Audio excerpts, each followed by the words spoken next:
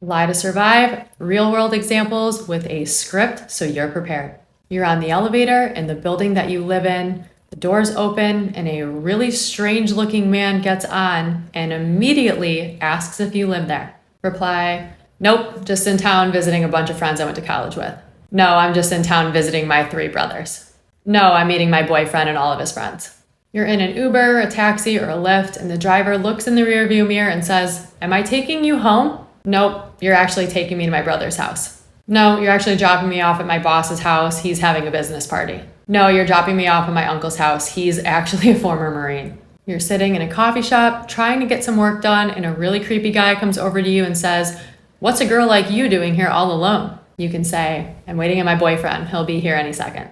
I'm actually not alone. My boyfriend works here. Just leaving. My dad and 2 brothers are picking me up. Now let's say you're on a work trip, you're solo, and you decide to go have a drink in a bar. You're approached by a really strange man and he says, does anybody know that you're here? You use the same lie. Yes, my boyfriend. He's the bartender. Or you can say bouncer, depending on where you are. Remember that somebody with nefarious intentions is looking for an easy target, so don't be one. And I know some of you will say that no is a complete sentence or be rude, but let me tell you something that's very important.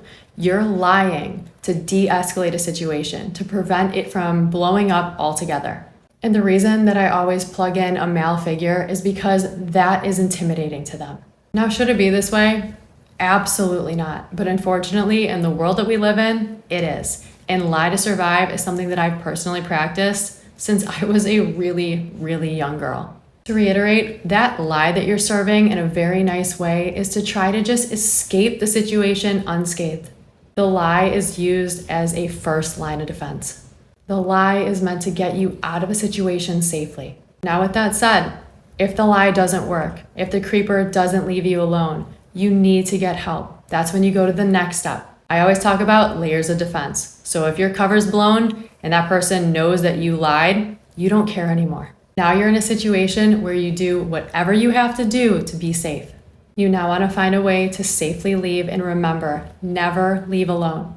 Go up to the bartender, ask somebody that works there to walk you to your car, call your dad, call your guy friends, call your boyfriend if you have one. Don't leave alone.